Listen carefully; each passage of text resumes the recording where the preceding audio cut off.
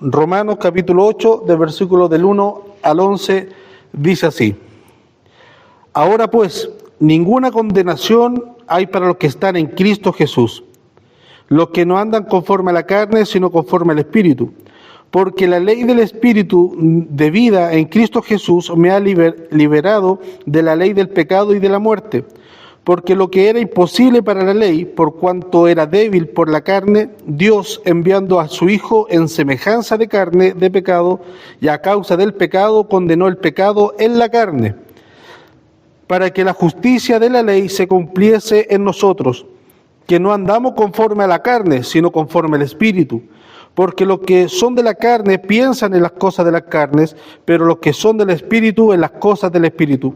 Porque el ocuparse de la carne es muerte, pero el ocuparse del Espíritu es vida y paz.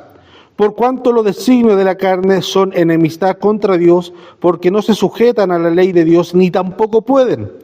Y los que viven según la carne no pueden agradar a Dios. Mas vosotros no vivís según la carne, sino según el Espíritu, si es que el Espíritu de Dios mora en vosotros. Y si alguno no tiene el Espíritu de Cristo, no es de él. Pero si Cristo está en vosotros, el cuerpo en verdad está muerto a causa del pecado, mas el Espíritu vive a causa de la justicia. Y si el Espíritu de aquel que levantó de los muertos a Jesús mora en vosotros, el que levantó de los muertos a Cristo Jesús vivificará también vuestros cuerpos mortales por su Espíritu que mora en vosotros. Amén. Que el Señor les bendiga. Como puede ver, hay harto tema ahí interesante. Cuando uno va leyendo, salta ciertas preguntas, cierta duda. El versículo 8 de Romanos creo que es uno de los más importantes y uno de los más gloriosos para el cristiano que puede leer. Porque encontramos varias soluciones, varios confort de lo que venimos viendo. ¿Ya? Si hacemos un repaso anteriormente, el capítulo 7, en la palabra que más predominaba en el capítulo 7 era el yo antes. Y aquí en el capítulo 8, la palabra que más predomina es espíritu. Entonces cambia, hace un giro en cuanto a la argumentación que está presentando Pablo. Y también en el capítulo 8 encontramos Romanos 8, 28. Uno de los pasajes más conocidos, todo lo puede en Cristo, ese de Filipenses. Es para a los que aman a Dios, todas las cosas les ayudan a bien. Entonces ahí encontramos, y más adelante, como termina Romanos 8, ¿qué nos separará del amor de Cristo? En cambio, como termina el capítulo 7, termina diciendo: miserable de mí, ¿quién me librará de este cuerpo de muerte? En cambio, Romanos 8 termina diciendo: ¿quién nos separará del amor de Cristo? Entonces, el capítulo 8 trae confort a una pesada angustia que venimos leyendo del capítulo 7. Porque vimos que nosotros estamos separados del pecado, ahora, a través de la justificación. Que la ley en sí no es pecado, pero alumbró el pecado que había en nosotros. La ley en sí no trajo la muerte, pero sí condenó, y a esa condenación trae juicio, y nuestro juicio, nuestra sentencia es la muerte. Entonces, por eso, en cierta medida se ve que la ley es mala, pero hemos visto que la ley no es mala. Pablo dice que es santa, justa y es buena. Entonces, ahora lo que entra Pablo aquí a explicar, haciendo un pequeño resumen de lo anterior, nos trae esta alegría o este confort. Porque si nosotros vamos leyendo, estuviésemos si lo pudiésemos transportar a esa reunión, que la primera vez que se leyó la carta de Pablo a la iglesia de Roma, a los que estaban oyendo, escucha y termina el versículo 7, bueno, en ese entonces no había capítulo ni versículo, pero termina esa sección, dice, el capítulo 7, versículo 24, al terminar dice: miserable de mí, ¿quién me librará de este cuerpo de muerte? Y ahí quedamos todos sin escape, porque ¿quién nos puede librar de este cuerpo de muerte? Nosotros humanamente, a través de la ley, siguiendo los esfuerzos, no podemos. Pablo ya lo puso y derribó esa ilusión o ese espejismo de que yo, si me restrinjo o hago tal cosa, voy a ser más santo que el otro, que no hace tales cosas. Es que yo ayuno, es que yo voy a vigilia, es que yo viajo tan lejos para predicar la palabra y después me devuelvo, es que yo hago esto. Todas las cosas que nosotros hacemos no nos sirve como peso para presentar ante Dios y decir, Dios, me merezco tu justificación. Como decía Luis, cualquier ofrenda que nosotros podamos hacer, cualquier sacrificio, cualquier alabanza, quedamos cortos al presentar ante Dios lo que Él se merece. Y ese espejismo que muchas veces el ser humano acarrea y trae, Pablo lo derriba en los primeros capítulos. Y ya en esta condición, en el capítulo 7, nos muestra esa separación y esa lucha dual que había, o esa lucha eterna que tiene el cristiano, es que si yo peco no es porque me poseyó un demonio o algo que está fuera de mí, no, es el pecado que mora en mí, que está en mí. Entonces, y ahí vimos esa lucha que tiene el cristiano. Bueno, soy cristiano, Cristo me redimió, tengo el Espíritu Santo, entonces ¿por qué peco? Porque estamos en esta naturaleza pecaminosa. Pero la diferencia es que el pecado ya no me atrae, ya no me gobierna. Puedo caminar, puedo estar en un mundo caído, puedo caer, pero más no me voy a regocijar ni me voy a dejar manejar, o mi deseo, mis pasiones las voy a soltar al pecado. Eso es lo que grafica Pablo.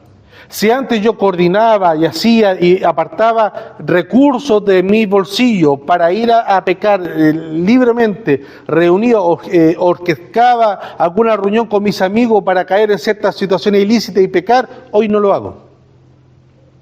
Hoy me alejo de eso.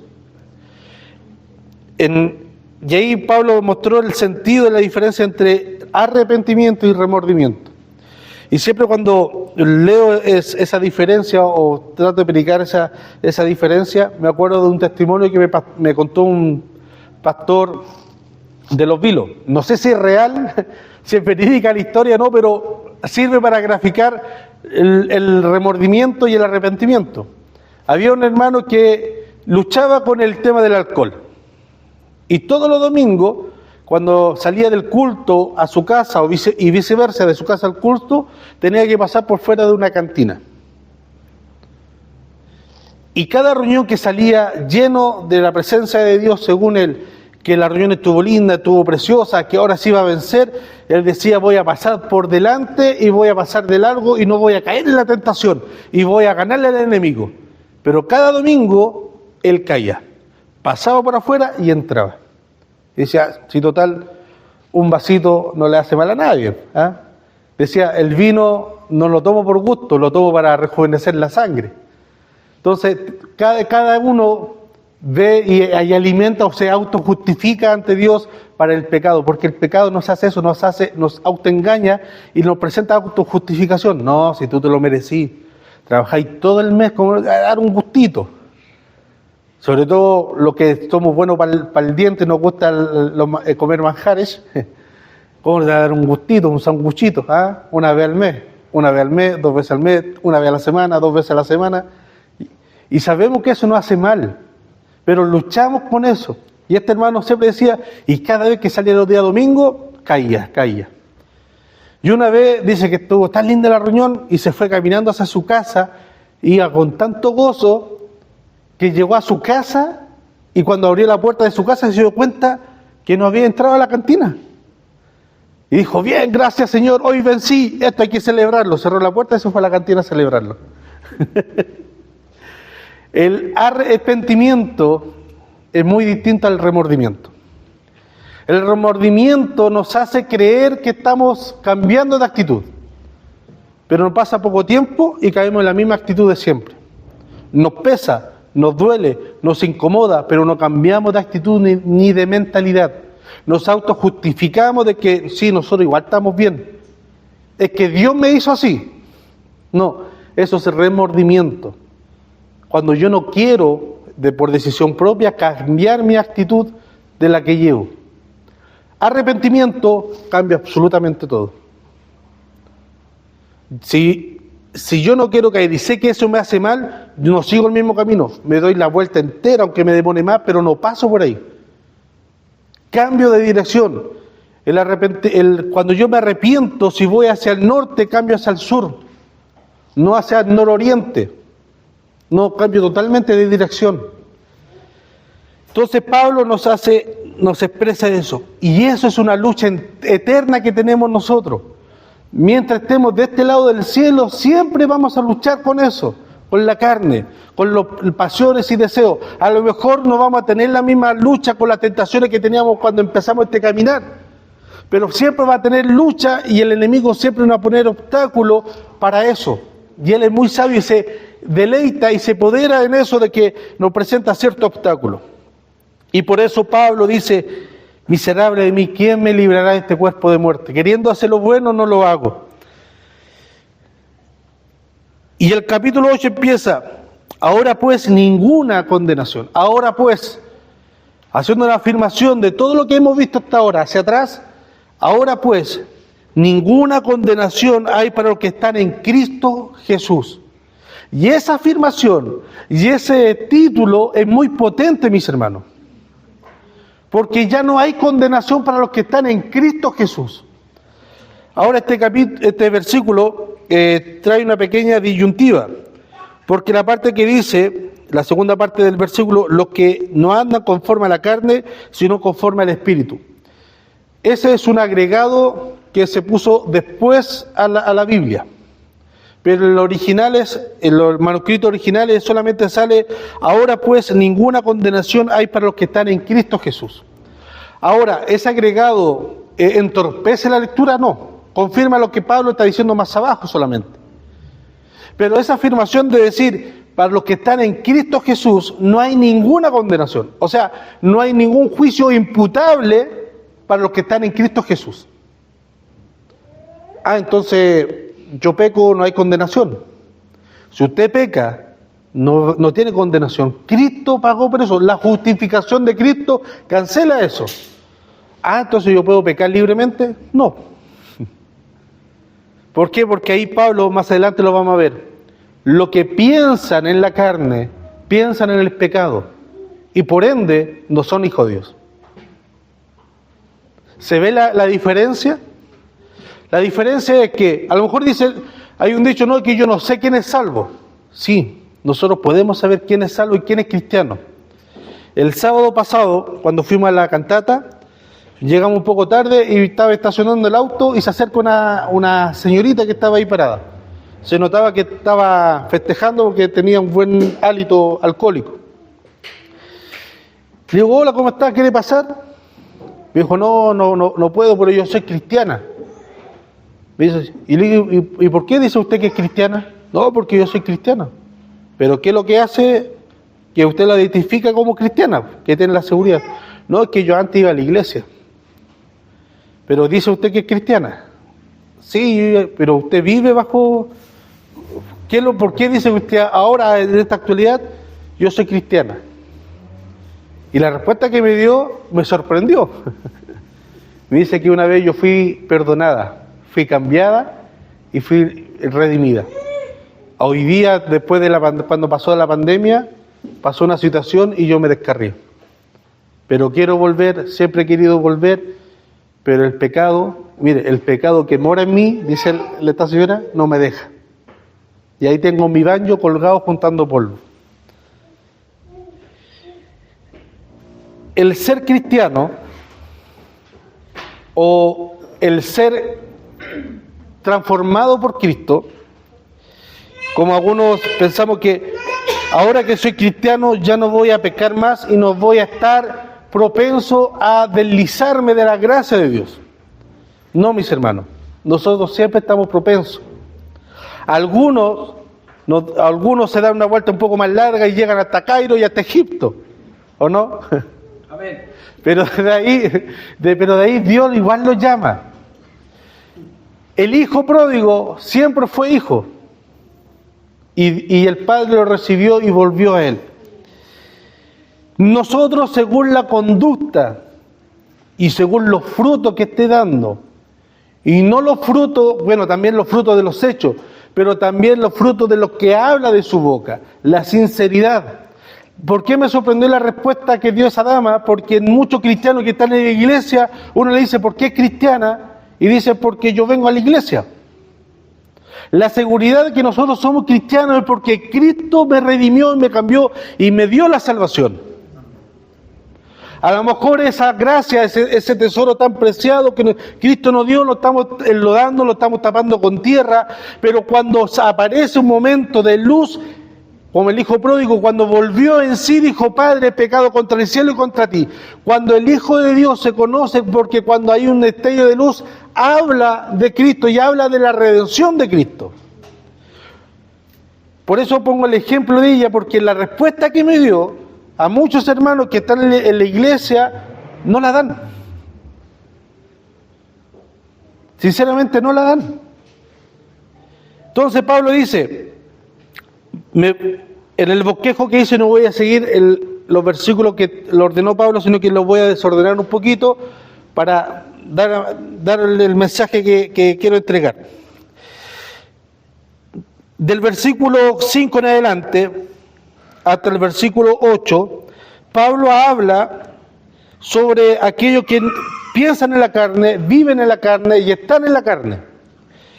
Del versículo 9 al 11, Pablo habla de los que viven según el Espíritu.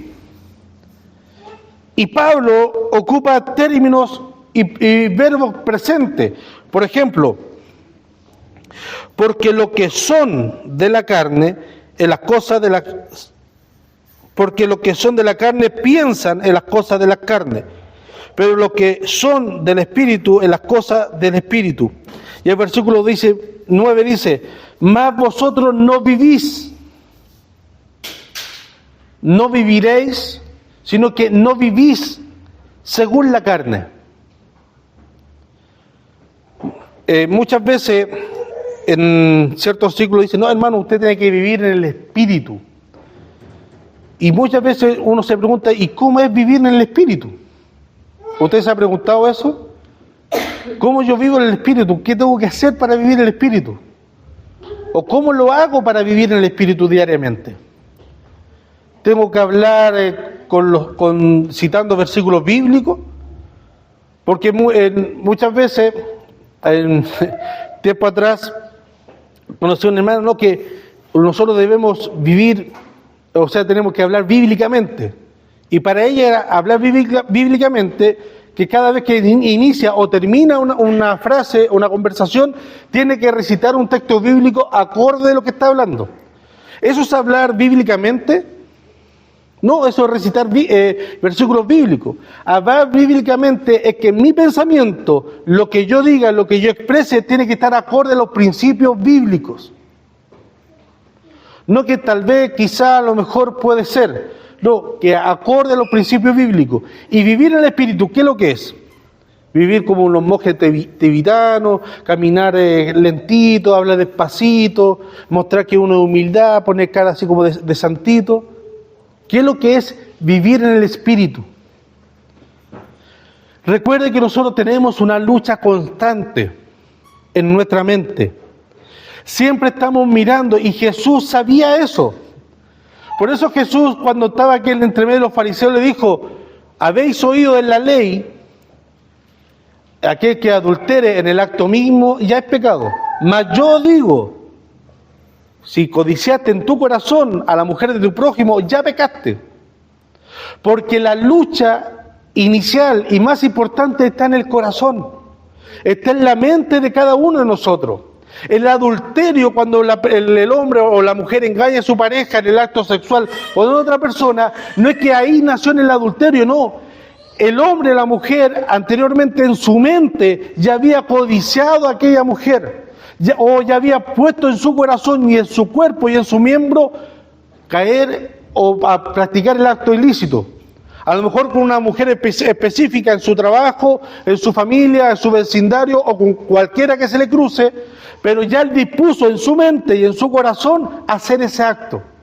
La batalla inicial no está en que si me voy a meter al motel o me voy a comprar una cajetilla o voy a comprar una botella. La batalla inicial está antes. Lo que yo haga ya es consecuencia de lo que yo predispuse en mi corazón. Y cuando yo lidero esa batalla, cuando yo hago esa batalla previamente antes de llegar al acto, eso es andar y pensar en el Espíritu. ¿Esto será de Dios? ¿Lo que yo oí de la hermana será de Dios? ¿Lo que yo pienso que me hizo tal hermano o tal hermana es así o no es así? Y la madurez espiritual que me da a mí entender no es que como yo actúe, como yo hable en el culto, es como yo actúo y tomo decisiones según la palabra de Dios. ¿Y qué es lo que me dice la palabra de Dios? En cuanto dependa de vosotros, están bien con todos.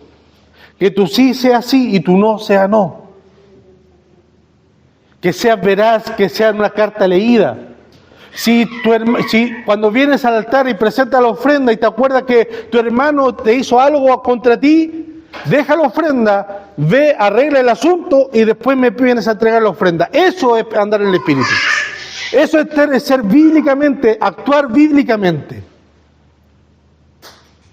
¿Por qué? Porque Pablo dice, por causa de los hermanos, a causa de la fe de los más pequeños, de los más débiles, yo no puedo dejar de que mi actuar afecte la conciencia de mi hermano o afecte la comunión. Y Pablo estaba hablando esa parte cuando le decía sobre las ofrendas a los ídolos. ¿Es lícito comer carne cuando fue ofrecida a un ídolo? Nosotros ahora lo veríamos feo, ¿cierto? Lo veríamos feo. Que un hermano coma carne cuando sabemos que eso fue presentado como ofrenda de sacrificio y consagrada para un ídolo pagano. Y Pablo está diciendo, si tú quieres comer, come. Si es que tu conciencia no te afecta. Pero si al lado tuyo hay un hermano que te ve y a él sí le afecta lo que tú estás haciendo, tú dejas de hacerlo. Por amor al hermano. Eso es andar en el Espíritu y ser bíblicamente transformar nuestra vida. No es que cuántas actividades yo vaya en el año, no es que cuántas situaciones yo haga o cuántas Biblias lea. Si a nosotros Dios no nos va a pesar por cuántas Biblias o libros leemos, es que cuánto de eso, de lo que leemos de la Biblia, aplicamos en nuestra vida. Y eso nos va a pesar a nosotros.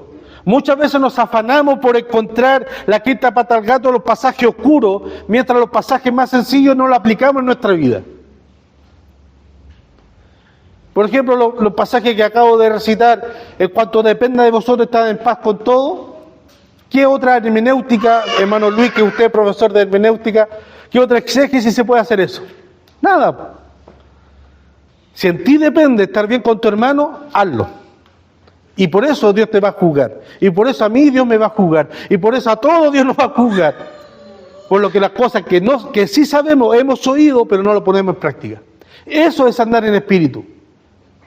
Mientras más yo le doy espacio a la carne, mientras yo más me deleito a la carne. ¿Qué quiere decir eso? Yo sé que tengo un problema. Yo sé que tengo una debilidad. Pero no hago nada para poder atacar o frenar esa debilidad. Como el hermano, sigo pasando por la misma calle, sigo pasando por afuera de la cantina. Si yo pienso bíblicamente, quiero decir, eso no le agrada a Dios. Pero no por un tema de temor o de miedo de que Dios nos va a castigar, sino porque estoy defraudando o estoy dañando la relación que yo tengo que tener con Dios, la intimidad. Muchas veces nosotros actuamos en ese pensamiento de que, por ejemplo, hoy día pequé y mañana voy andando y se me revienta la rueda o se me sale el eje de la rueda del vehículo. Dios me está castigando porque ayer pequé. Nosotros como ponemos misticismo en la cosa de Dios. A lo mejor simplemente la rueda se me salió porque no le he hecho mantenimiento nunca y pasé rápido por un hoyo y se desprendió. Dios no va a decir, este pecado se la voy a pagar con la rueda. Y con su dedo tocó la rueda y se quebró y salió. No, mis hermanos. Lo que nosotros debemos actuar y pensar en cuanto a nuestro pecado de vivir en el Espíritu o andar en el Espíritu, es que yo voy, si peco, daño la comunión que tengo con Dios, daño la relación. Si yo tengo una amistad con Luis o con Leo y constantemente le miento, sí, que no, que esto y lo otro, le miento, ¿usted cree que él me va a tener confianza para cualquier cosa? No. Si yo le fallo, él va a tener confianza para algo o para compartir algo importante que él tiene conmigo. No, pues. Así mismo con Dios. Nosotros queremos que Dios obre con nosotros, que en maravilla, en prodigio y que nos responda a nuestras peticiones, pero constantemente le fallamos y nos excusamos. No es que yo soy débil, no es que yo soy así, pero que cuando queremos algo de Dios, Señor, quiero conocerte más y que el Señor obre en mí. Pero en nuestro diario andar, dejamos más que nuestros pensamientos o nuestras actitudes humanas tomen el control en cuanto nosotros debemos llevar, como dice el apóstol Pablo, cautivo todo pensamiento a los pies de Cristo. O sea, todas mis emociones, todo mi pensamiento, todo lo que yo creo que me están haciendo, todo lo que yo creo que voy a hacer, todo lo que yo hago lo tengo que llevar cautivo a los pies de Cristo y decirle, Señor, quiero hacer esto. Señor, pienso que me están haciendo esto, llevarlo en oración a Dios. El pastor Jerónimo decía, mientras más yo oro voy a dejar de pecar. Algunos conceptos tenemos eso, ¿no? Que yo orando voy a dejar de pecar. No, mis hermanos. En cierta medida sí, en cierta medida no. Pero cuando yo llevo en mi oración, yo lo llevo como un lugar donde me desnudo delante de Dios y dejo que Dios vea mi corazón, así aunque esté todo sucio. Porque cuando nosotros vamos o cuando vienen visita, tratamos de ordenar nuestra casa y mostrar en la parte bonita a nuestra visita. Pero el cuarto donde amontonamos toda la ropa sucia o toda la ropa que está sin doblar y que tiramos toda la basura, esa la cerramos, ¿cierto? A Dios no. A Dios hay que mostrar la parte bonita, la ordenada y donde tenemos el desorden. Cuando hacemos eso, le entregamos a Dios ese dominio y esa concepción, es que nosotros estamos empezando en el camino de andar y pensar en el Espíritu. De andar y pensar en el Espíritu. Ya no voy a tener esa disputa de decir, como decía el pastor Adrián Roger, si voy a un hotel de viaje y me pasan el canal y estoy haciendo cambio de canal para ver qué película ver, ya no voy a tener la duda de decir, si paso por Playboy, ¿me detengo o no me detengo? No, esa lucha no va a estar. ¿Por qué razón? Porque todo mi pensamiento, todas mis pasiones, todo mi deseo, lo he presentado a los pies de Cristo. Y Él me está ayudando. Y esa lucha a la que Pablo está diciendo, pero ahora, Pablo siempre ha reflejado que nuestra lucha no es humana. O sea, nosotros no podemos alcanzar la salvación por nuestra fuerza.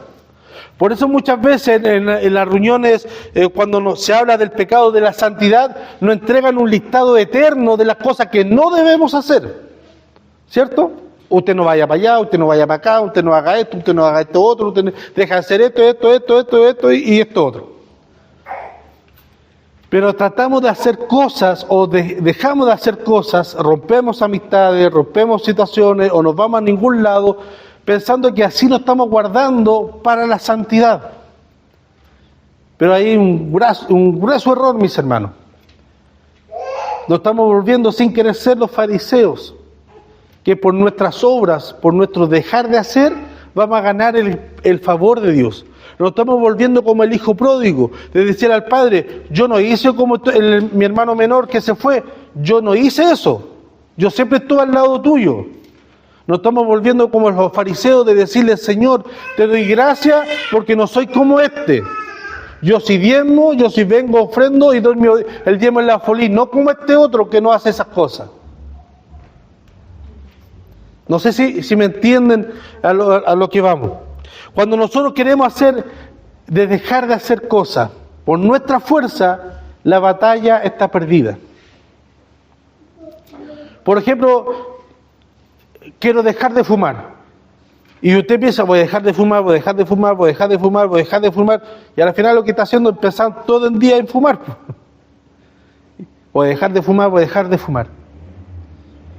Eso lo hacemos con nuestra fuerza, pero si ese de dejar, que es una buena intención de dejar de hacerlo, no lo acompañamos con oración ferviente ante nuestro Dios, es un esfuerzo inútil y infructífero, que no va a servir. No va a ser un momento, un tiempo, no va a dejar de hacerlo, no va a funcionar, pero después vamos a recaer nuevamente y va a ser peor.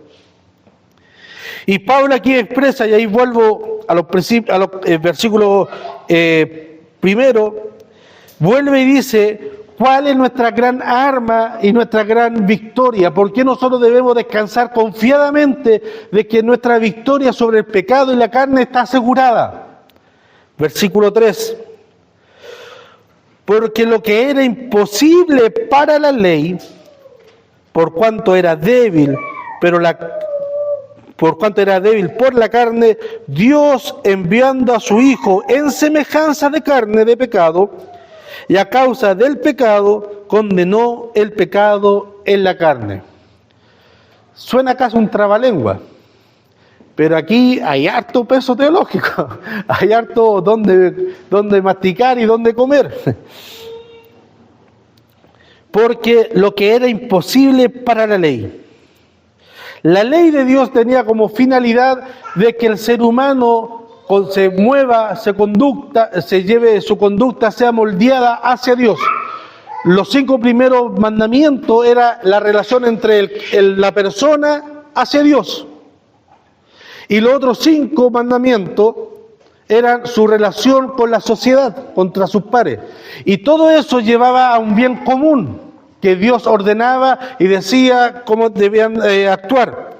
Por ejemplo, si Dios me dice no codiciarás, eso me lleva a tener una buena relación y desear lo bueno para mi prójimo. No matarás, es lo mismo. Entonces, la ley de Dios apuntaba a que el hombre pueda moverse y desarrollarse libremente y en pos a lo que Dios quería. Pero la ley de Dios también Dios lo dio para que nos diéramos cuenta que por nuestras obras, aunque viviésemos 1000 vidas y la 1000 vidas viviésemos 1000 años, no alcanzaríamos a cumplir la perfección de la ley para acercarnos y merecer el favor de Dios. El pastor Sugel y otros pastores dicen, si hubiese existido un hombre que hubiese cumplido toda la ley, todos los días de su vida a la perfección, hubiese alcanzado salvación. Pero no hubo uno, nacido de hombre, nacido de mujer. Solamente había uno, el cual fue enviado por Dios para cumplir esa misión a través de nosotros. La ley de Dios era débil, aunque no mostró nuestra pecaminosidad, aunque nos condenó y bajo la ley tenemos sentencia de muerte, porque esa era nuestra sentencia, esa es la sentencia de todo ser humano que nace y muere sin Cristo. Todo ser humano que nace aquí en la tierra nace con esa sentencia, muerte y muerte eterna, separación con Dios. Esa es la sentencia desde antes de que nosotros naciéramos. La ley vino a mostrar eso y vino a dictaminar eso, que ese era nuestro fin. Por eso, cuando una vez le preguntaron al pastor Spurgeon, le dijeron, por el pasaje cuando la Biblia dice, a Jacob amé y a Esaú aborrecí. Y se le acerca un hermano o hermana y le dice, yo no puedo entender por qué la Biblia dice que Dios aborreció a Esaú. No concibo eso. Y Spurgeon le dice, hermana, la parte que yo no entiendo y yo no concibo es que Dios ame a Jacob. Nuestra sentencia, nuestro destino era la muerte y la muerte eterna. Más el amor de Dios, la gracia de Dios vino para salvación. Nosotros somos salvados por gracia, no por fe, somos salvados por gracia. Nosotros somos justificados por la fe. Y eso es lo que nosotros merecíamos. La muerte es lo que nosotros merecíamos. Y la gracia de Dios, la salvación de Dios y la justificación de Cristo vino a través, como dice Pablo en el capítulo 5, versículo 8, cuando nosotros aún éramos débiles, Cristo a su tiempo murió por los impíos. Y aquí Pablo nuevamente viene diciendo, porque lo que era imposible para la ley, por cuanto era débil, era escasa para que el hombre fuera salvo, era inútil para que el hombre alcanzase salvación. Dios, enviando a su Hijo en semejanza de carne de pecado, y a causa de pecado condenó el pecado en la carne. Cuando Pablo exclamó, miserable de mí, ¿quién me librará de este cuerpo de muerte? Apareció Cristo, figurativamente apareció Cristo, tomó ese cuerpo de muerte, se hizo semejante a ese cuerpo de muerte, lo llevó y lo condenó y lo mató. Y nos dio la victoria y nos hizo libre de ese cuerpo de muerte, de este cuerpo miserable. Y nos dio la victoria a través del pecado. El pecado nos afecta, pero ya no nos gobierna. El pecado puede entorpecer nuestra relación con Dios y con mis hermanos, pero no nos gobierna. Solamente Cristo, y este es su Hijo que envió en semejanza, que vivió nuestro dolor, que vivió nuestro pecado, que vivió nuestra humanidad, pero no como nosotros lo vivimos, sino que lo vivió santo y perfectamente sobre la faz de la tierra.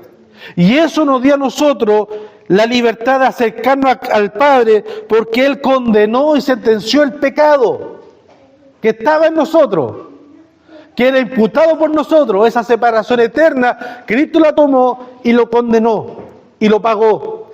Y restauró la comunión que había en el huerto del Edén, donde el Dios se comunicaba con Adán y Eva.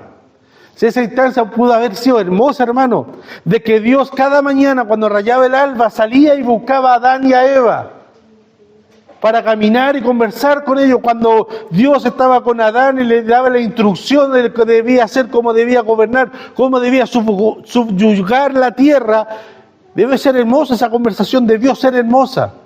Nosotros la vamos a vivir gracias a Cristo cuando estemos en el reino de los cielos.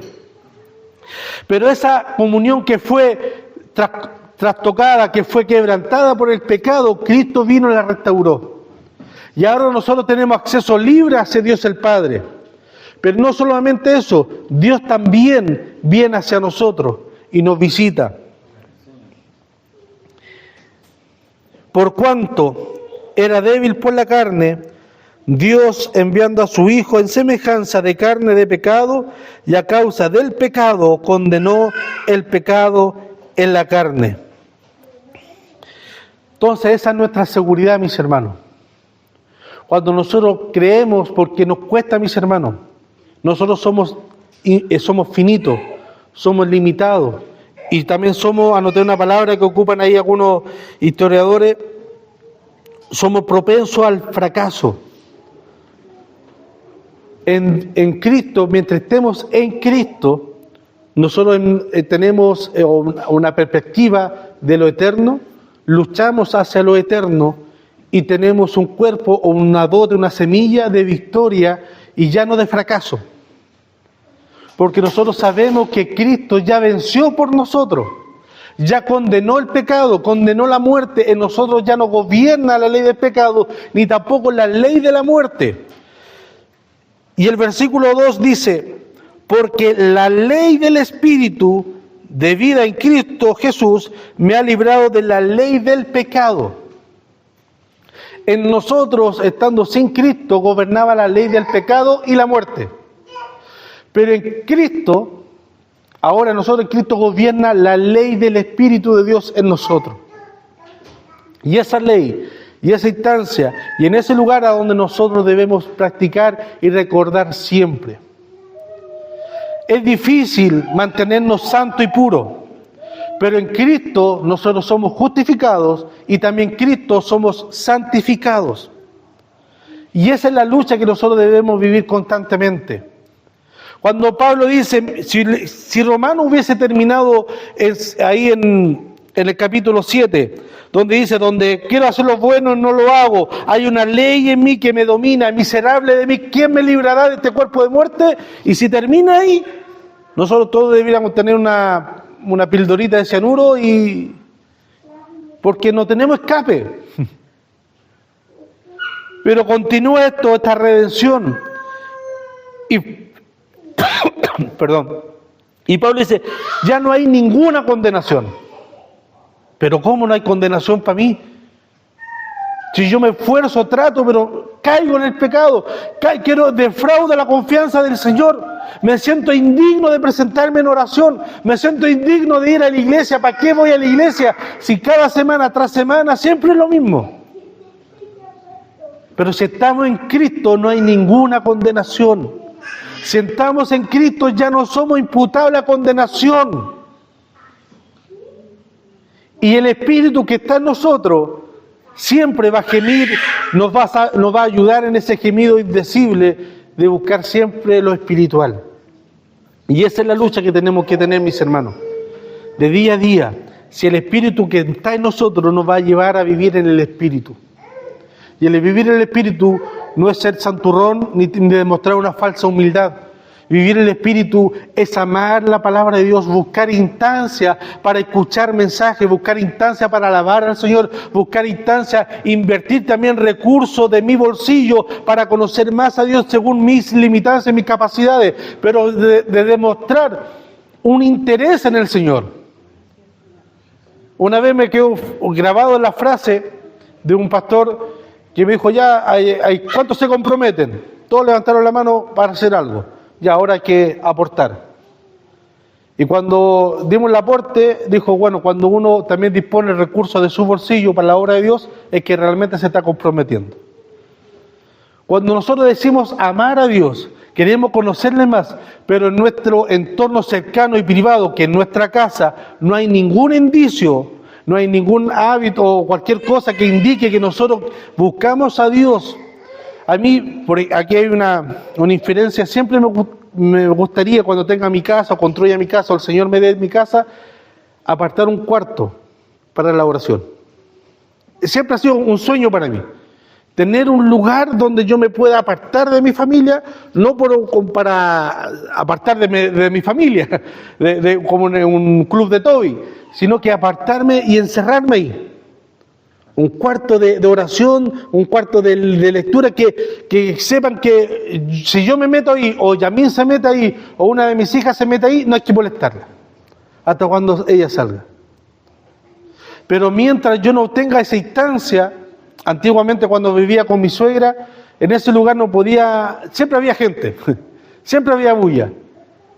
Y cuando oraba había una bulla, que un grito, que oye, acá, en todos lados. Y lo que hacía, pescaba el auto que tenía y me iba para un lugar, buscaba un lugar tranquilo, oscuro, y me ponía a orar ahí. Cuando tenemos ese deseo que el Espíritu pone en nosotros, mis hermanos, el Espíritu clama por nosotros, lo espiritual clama por lo espiritual.